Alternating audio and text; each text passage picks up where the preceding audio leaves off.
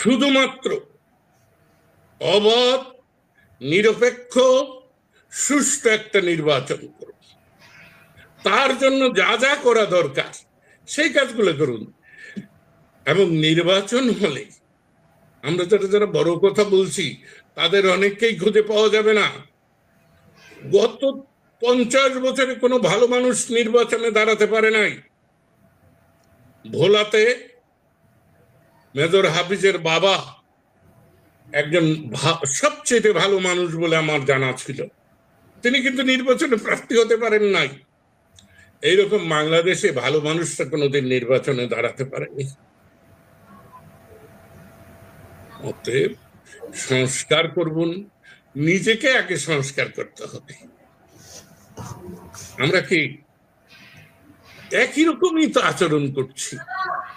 আপনারা, আমি তো দেখি 5ই আগস্টের আগে কি ছিল, 5ই আগস্টের আগে আওয়ামী লীগের লোক, আওয়ামী লীগের নামে, এরা তো আওয়ামী লীগের না, হাইব্রিড, তারা যুবলীগের নামে, ছাত্রলীগের নামে, স্বেচ্ছাসেবক লীগের নামে, সংসদ সদস্যের বাহনের নামে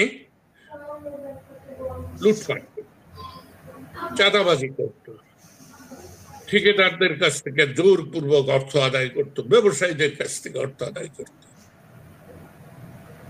5 তারিখের পরে কি হয়েছে বিপুল? মানুষের পরিবর্তন হয়েছে, দলের নামের পরিবর্তন হয়েছে। একই ঘটনাই কিন্তু ঘটছে। আজকেও আপনার সঙ্গে কথা বলার কিছুক্ষণ আগে আমাদের এলাকার থেকে টেলিফোন আসছে 2-3টে, যে অমুকে অমুকে আমার উপর অত্যাচার করছে, এত টাকা না দিলে আমি কাজ করতে পারবো না।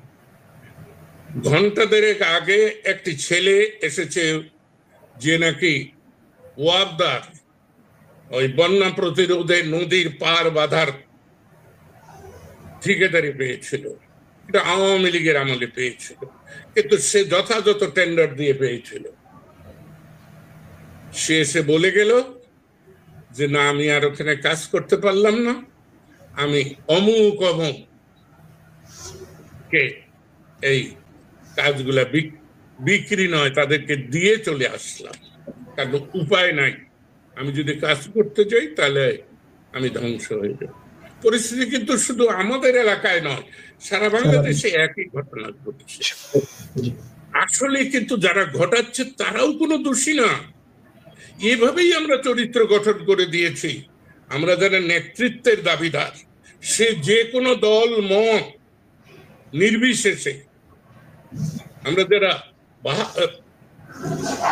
16ই ডিসেম্বর 71 থেকে 5ই আগস্ট পর্যন্ত বিভিন্ন সময় রাষ্ট্র ক্ষমতায় ছিলাম, তারা কিন্তু এই কাজগুলো করেছে। অতএব বাংলাদেশের নাগরিকরা অভ্যস্ত হয়ে গেছে, কিন্তু তারা লোক পাবে কোথায়? ঘুরে ফিরে আমরা তো কাউকে উঠতে, কোনো ভালো মানুষকে তো ঢুকতে দেই না, মাথা ফাটিয়ে দেই, ঠ্যাং ভেঙে দেই, হ্যাঁ, তাতেও যদি না হয় গলা কেটে দেই। এবং সেক্ষেত্রে আরক্ষা বাহিনী, জানি কি শব্দটা, কোনটা?